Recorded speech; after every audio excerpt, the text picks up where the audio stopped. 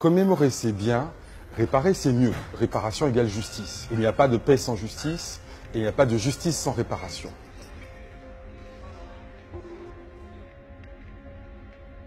C'est une date très importante. Elle commémore la révolution haïtienne. Les esclaves ont décidé d'en finir avec ce crime contre l'humanité. Et c'est le début d'une insurrection qui est un événement international. Car ce n'est pas seulement la liberté pour Haïti, c'est aussi pour l'ensemble de l'Amérique latine. Ensuite, en Asie, Ho Chi Minh, par exemple, a toujours dit que son repère, c'était Toussaint Louverture, qui est l'un des leaders de la révolution haïtienne. Ensuite, Haïti est devenue la première république noire de l'histoire. Par conséquent, un modèle pour les pays africains.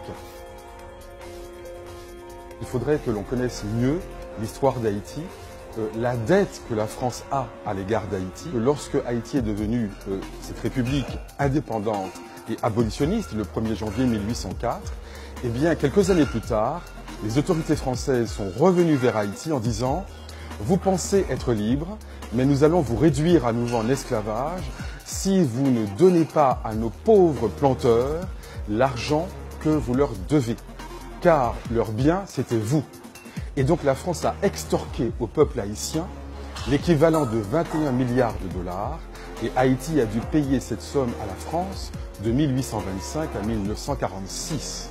Ce qui est évidemment un scandale international, un hold-up international après un crime contre l'humanité. On peut en effet rembourser au peuple haïtien la somme qui a été exigée. Il faudrait annuler la dette des pays africains. Car ce n'est pas les pays africains qui ont une dette vis-à-vis de la France, c'est la France qui a une dette vis-à-vis de ces pays. On pourrait parler aussi, par exemple, de la réforme agraire pour les petits paysans, notamment dans l'outre-mer. Il faut savoir que les anciens propriétaires d'esclaves ont eu des réparations en 1848-1849 et les esclaves libérés n'ont jamais rien eu.